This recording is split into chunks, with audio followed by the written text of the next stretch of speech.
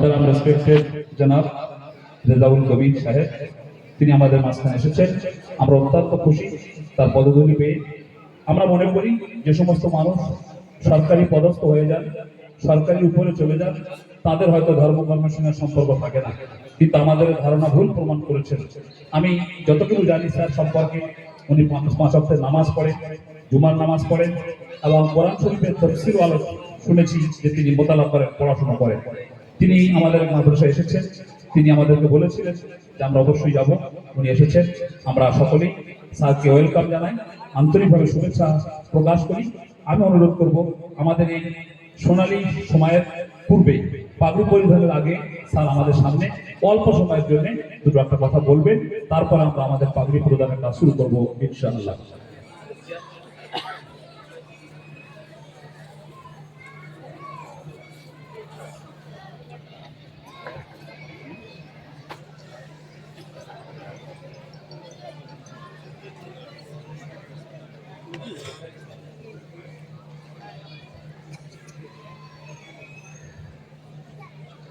আসসালামু আলাইকুম রাহমাতুল্লাহি ওয়া বারাকাতুহু। এত সুন্দর একটা অনুষ্ঠানে কিছু সাক্ষী থাকতে পেরে আমিও নিজে গর্বিত। আজকে আপনাদের যে অনুষ্ঠান, অর্থাৎ মহিষগদি ইসলামিয়া মাদ্রাসার উদ্যোগে এত সুন্দর একটা মাদ্রাসা প্রাঙ্গণিক স্কুল আমি দেখলাম। তো আজকের যে ঐতিহাসিক মুহূর্ত, যে বেশ কিছু ছাত্রকে পাগড়ি দেওয়া হচ্ছে, তারা হিপস করলেন মৌলানা এবং অসাধারণ একটা মুহূর্ত। আমিও কিছুটা সময় মানে আপনাদের সঙ্গে অতিবাহিত করতে পেরে আমিও খুব খুশি এবং আনন্দিত। মঞ্চে যারা আছেন অনেক ভূমিষ্ঠ বুজুর্গ মানুষ আছেন, অনেক মৌলানা মুফতি এবং নিশ্চয়ই অনেক অনেক মানে গণমান্য ব্যক্তি, আপনারাও যারা আছেন এখানকার গ্রামবাসী।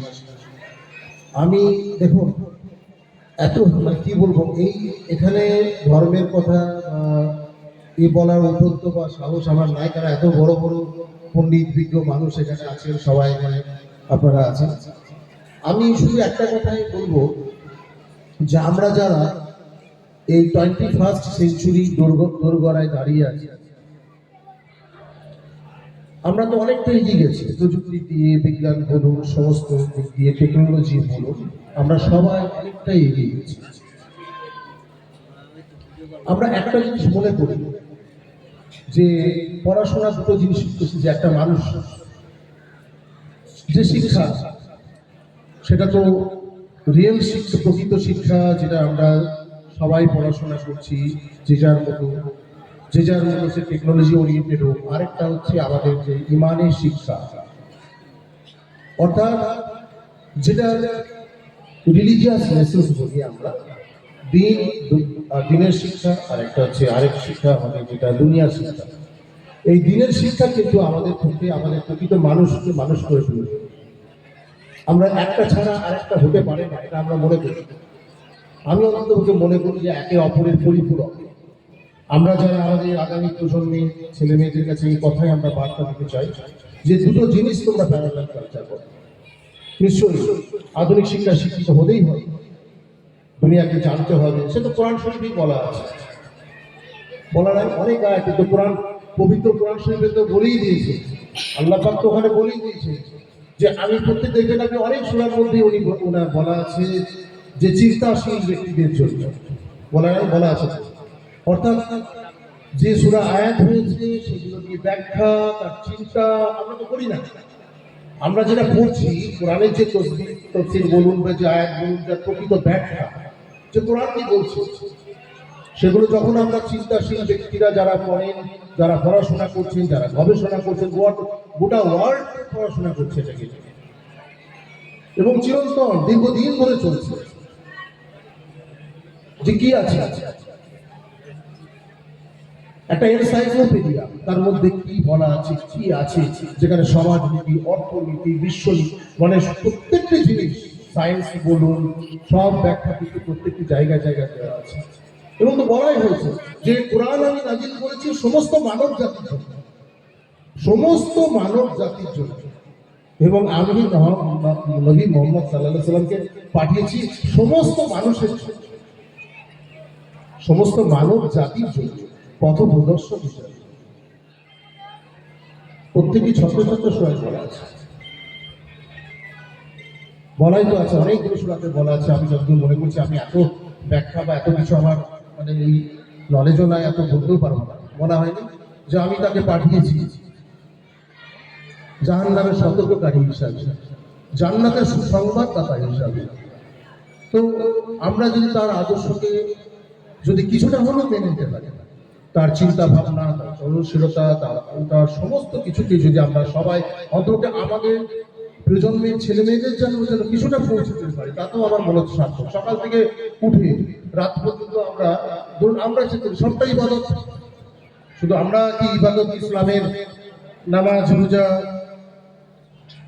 এবং হজ জাকাত এটা তো নয়, তার এটা তো আছেই, এটা তো ম্যান্ডেটরি বলাই আছে। তার সঙ্গে সঙ্গে সকাল থেকে রাত পর্যন্ত যে আমরা যদি সেইভাবে চলতে পারি ইসলামের তরিকা অনুযায়ী, সেটাও কিন্তু প্রত্যেকটি জায়গায়, সেটা বলুন বুখারী শরীফ বলুন, মুসলিম শরীফ বলুন, অজস্র যেসব ব্যাখ্যা তাসবিরের যে ব্যাখ্যা আছে সেগুলোতে কিন্তু বলাই আছে যে আমরা কিভাবে চলবো, কিভাবে প্রতিনিয়ত করবো। তো আমরা মুসলিমরা তো অনেকটাই আমার মনে হয়েছে যে আমরা ডিগ্রেড করে চলে এসেছি, আমরা যেন সেই জায়গা থেকে অনেকটাই সরে এসেছি। কোথাও বলা নাই ইসলাম মানে শান্তি, ইসলাম মানে সাম্যভাব। মহানবী বলে গেছে যেখানে কোনো ধর্মের সঙ্গে কোনো ধর্মের কোনো ভেদাভেদ নাই, কোনো ধর্মের সঙ্গে কোনো ধর্মের ঘেন্না নেই। কেন পবিত্র কোরআনে তো আল্লাহ পাক বলেইছেন যে আমি মানুষ সৃষ্টি করেছি এক নারী এক লেখা, তারপরে আমি বিভক্ত করেছি অসংখ্য শাখা প্রশাখায়, যাতে তোমরা একে অপরকে জানতে পারো, যাতে তোমরা একে অপরকে চিনতে পারো। তো আপনাকে বুঝতে হবে যে কোনো ধর্ম, ইসলাম কখনো ঘৃণা করতে, অপর ধর্মকে ঘৃণা করতে শেখায়নি। মানবতা, ইসলাম মানে মানবতা। আর 1400 বছরের উপর হয়ে গেল কোরআন শরীফ অবতীর্ণ হয়েছে। সব থেকে বেশি কথা বলা আছে মানবতার কথা কোরআনে বলা আছে। আজকে আমরা মানবতা নিয়ে কথা বলছি, আজকে আমরা হিউম্যান রাইটস নিয়ে কথা বলছি, মানবাধিকার নিয়ে কথা বলছি। তো সেখানে তো বলা আছে 33টা সূরা, 114টা সূরা, 30 পারা কোরআন শরীফের 6666টা আয়াত। ওখানে আপনি দেখুন যে অজস্র জায়গায় বিশ্ব মানবতার কথা বলা হচ্ছে, বিশ্ব নীতিবাদের কথা বলা হচ্ছে, সাম্যবাদের কথা বলা হচ্ছে, ঘৃণার কথা বলা হয়নি। এবং অসংখ্য চ্যাপ্টারে ভাগ করা আছে, সেখানে অনেক ব্যাখ্যা দেওয়া আছে, অনেক ইতিহাসের পুরনো ঘটনাও বলা হয়েছে, অনেক ঘটনার কথা কোরআন শরীফে বলা আছে। কেন বলা আছে? সতর্কতা, যে তোমরা এটা হলেই হবে, তোমরা সতর্ক হও। আমি যে ব্যাখ্যা দিয়েছি কত হাজার হাজার বছর ধরুন আপনি, যে মহানবী তো আমাদের নবী সাল্লাল্লাহু আলাইহি ওয়াসাল্লাম এসেছেন 1400 বছর একটু আগে, তার হয়তো আজকে দিন অনুযায়ী। তো তার আগে তো আমি 1,25,000 নবী, তার মধ্যে 25 জন নবীর কথা কোরআন শরীফে বলা আছে। তো সেই ব্যাখ্যা তাদের যে সেই সময়কার ঘটনা কিন্তু বলা হয়েছে মহানবীর মুখ দিয়ে বলা হয়েছে, মহানবী সাল্লাল্লাহু আলাইহি ওয়াসাল্লামের মুখে বলা হয়েছে এই জন্যই যে আমি মানব জাতিকে সতর্ক করছি যে তোমরা এটা করো না, ডুজ অ্যান্ড ডোন্টস, এটা করো না, এটা হাদিস মহানবী যেগুলো করে গেছেন বা তার সাহাবীরা যেগুলো বলে গেছেন সেগুলো ডুজ অ্যান্ড ডোন্টস, এটা করো না, এটা কিন্তু আমরা তো করছি। আমরা একটাই এই উদ্দেশ্য আমার বলা, দেখুন আমি এখানে এসে তো কোনো জ্ঞানের কথা বলতে পারবো না বা আমার জ্ঞান দেওয়ার কোনো অধিকার নাই। আমরা যেটা বলতে এসেছি যে সর্বধর্মের সব মানুষের মধ্যে ভালোবাসা, তার শ্রদ্ধা, তার অন্তরের এই আন্তরিকতাকে আমরা বলতে এসেছি। আমার ইসলাম, আমাদের ইসলাম সবারই যে তারা সেই ইসলাম মুসলিম মুসলমান আত্মসমর্পণ না দেখাতে আত্মসমর্পণ করেছে। তা আমরা তো আমাদের কোনো ঘৃণার জায়গা নাই যে আমরা কোনো ধর্মকে ঘৃণা করবো না, কোনো ধর্মকে ওই মানুষকে সবাইকে ভালোবাসবো, সবাইকে নিয়ে চলবো। এটাই হচ্ছে মানবতা, এটাই হচ্ছে কোরআন, এটাই হচ্ছে আমাদের বিশ্ব নবী বলে গেছেন তার ব্যাখ্যায়। আজকে ধরুন সব থেকে বেশি সম্মান তো আমার মনে হয় যে নারীদেরকে ইসলামে দেওয়া হয়েছে। সূরা নিসা বলুন আপনি, সেখানে প্রত্যেকে ছত্রে আমরা ব্যাখ্যা করছি, আমরা মানুষ, আমরা ব্যাখ্যা ভুল করেছি, কোরআন শরীফ তো ব্যাখ্যা ভুল করে। আপনি আইনের প্রসঙ্গগুলো যদি দেখেন যে প্রত্যেকটি জায়গায় ছত্রে বলা আছে, সেখানে তো যেগুলো বলা হচ্ছে সব সূরাতে তার ব্যাখ্যা আমরা মানুষ ভুল ব্যাখ্যা করেছি, ভুল বিশ্লেষণ করেছি, মানুষের কাছে ভুল তুলে ধরেছি। তার জন্য দায়ী কোরআন নয়, তার জন্য দায়ী আমাদের নবী নয়, তার জন্য দায়ী আমরা মানুষ, আমরা দায়ী, আমরা প্রতিনিয়ত ভুল করছি। তো আমাদের যারা পূর্ববর্তী বক্তারা তো বললেন, তারা অনেক কথা বলেছেন, ভালো ভালো কথা বললেন। আমরা এটুকুই চাইবো যে তারা সেটা ফলো করুন। কারণ আজকে ধরুন এত সুন্দর একটা অনুষ্ঠানে যারা হিপস করেছে, আমি ভাবি মাঝে মাঝে যে আমরা কোরআন শরীফ যখন পড়ি দেখে দেখে তো তাদের ওরা যে পারছে না বা কিছু সূরা মুখস্থ করি, এই তো নামাজ পড়ি যে কটা সূরা লাগে সেই কটা প্রয়োজনীয়, যারা গোটা কোরআন শরীফ মুখস্থ করছে আপনি ভাবুন ঠিক যে তাদের পাণ্ডিত্য। আমি মাঝে মধ্যে যখন ভাবি যে কি করে, কি আল্লাহর রহমত যে তাদের উপরে যেইভাবে তারা কোরআন শরীফ মুখস্থ করছে। তো আল্লাহ পাক বলে রেখেছে যে আমি কোরআন অবতীর্ণ করেছি এবং আমি কেমন পর্যন্ত আমি তার রক্ষাকর্তা বা আমি সেটাকে রাখবো, কিভাবে রাখবো সেটা আল্লাহ পাক জানে। তো আমার মনে হয় যে এত হাফিজ, এত কারি, এত পৃথিবীতে, এত দুনিয়ায় সব রেগুলার তো কোরআন তো অবতীর্ণ করেছেন তিনি, এবং আমি তার সংরক্ষণকারী বলাই আছে কোরআন শরীফে। তো অনেক সময় আছে, হয়ে গেছে, অনেক বুজুর্গ ব্যক্তিরা আছেন।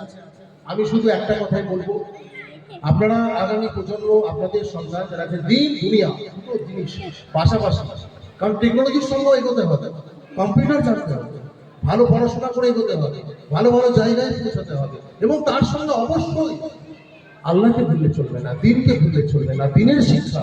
কারণ দিন মানুষকে, আমি মনে করি যে যে কোরআন পড়ে সে যে কোনো খারাপ কাজ করতে গেলে 5 বার ভাববে যেটা করবো কি করবো না, সে কোনো অন্যায় করতে পারে। যে নামাজ পড়ে, যে নামাজি, সে খারাপ কাজ করার আগে সে 5 বার ভাববে যেটা আমার করা যাবে কি করা যাবে না। আপনারা সবাই আজকের এই সুন্দর একটা অনুষ্ঠান, যেখানে বাকি প্রধান হচ্ছে যারা হাদিস কোরআন নিয়ে অনেক কিতাব নিয়ে যারা পর্যালোচনা করলেন, আগামী দিনে তাদের হাতে অনেক শিক্ষায় শিক্ষিত হতে হবে। যেসব ছেলেরা আগামী জেনারেশনে তাদের কাছে, তারা মাদ্রাসায় পড়াবে, তারা মসজিদে যাবে, মসজিদে পড়াবে, তো তাদেরকে আমাদের সম্মান সবসময় তাদের কাছে দিতে হবে। কারণ তাদেরকে যদি রেসপেক্ট আমরা না করতে পারি, আমরা কি করে করবো? তাদের মানুষকে, তাদের সঙ্গে তারা তো একটা অন্য জগতে, তারা নিয়ে সব যে কোরআন কিতাব নিয়ে সমস্ত যাবে আছেন। আমরা চাইবো যে আরো বেশি করে ছড়িয়ে পড়ুক তাদের এই কোরআনের আলো পৌঁছাক প্রত্যেকটি মানুষের কাছে। মানুষ একে অপরকে ভালোবাসুন, সব ধর্মের মানুষকে কাছে টানো, সবাই সবারই মধ্যে যেন আমরা ভেদাভেদ ভুলে এগিয়ে যাই, আমরা সমাজকে যেন পরিবর্তন করতে পারি, যেন যে সমাজে কোনো অন্যায় থাকবে না, যে সমাজে কোনো অশান্তি থাকবে না, যে সমাজে কোনো ভেদাভেদ থাকবে না, কোনো জাতিভেদ থাকবে না, যে সমাজ আগামী দিনে আমরা যেন আমাদের একটাই পরিচয়, আমরা ভারতবাসী, আমরা ভারতবর্ষীয় নাগরিক, আমরা ইসলাম ধর্মে বিশ্বাস করি এবং আমরা ইসলামের অনুকরণ করে চলেছি। অনেক ভালো থাকুন, সুস্থ থাকুন। আসসালামু আলাইকুম, খোদা হাফেজ।